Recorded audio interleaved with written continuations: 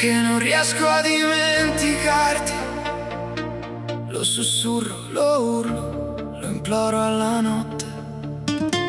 Mi trascino tra ricordi che bruciano, tra fotografie che non ho il coraggio di strappare.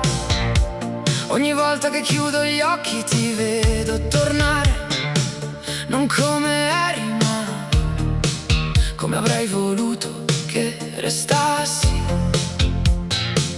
Perché non riesco a dimenticarti e la frase mi cade addosso come una condanna che non posso evitare.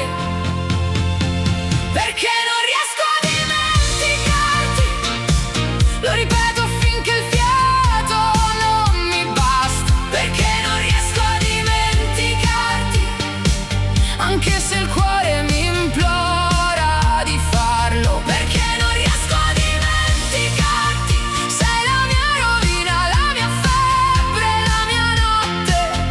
E più cerco di scappare, più tu ritorni, più tu ritorni, più tu ritorni.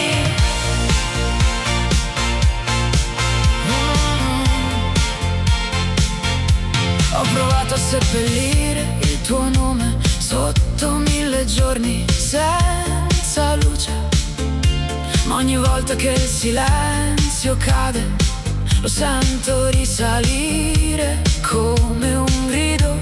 Mi manchi nelle cose che non contano, mi manchi nelle cose che contano troppo. Mi manchi quando respiro, mi manchi quando smetto di farlo. Perché non riesco a dimenticarti e la ripetizione mi lacera il petto. Sei la ferita che non si chiude, sei la porta che non riesco a chiudere, sei il fantasma che si siede accanto a me quando la notte diventa troppo lunga. E io ti cerco ancora, anche quando giuro di non farlo più. Perché non riesco a dimenticarti, lo ripeto finché la voce non si spezza. Perché non riesco a dimenticarti, sei il mio errore preferito, sei il mio dolore più fedele. Perché non riesco a dimenticarti, anche se il mondo crolla, io resto qui a ripeterti,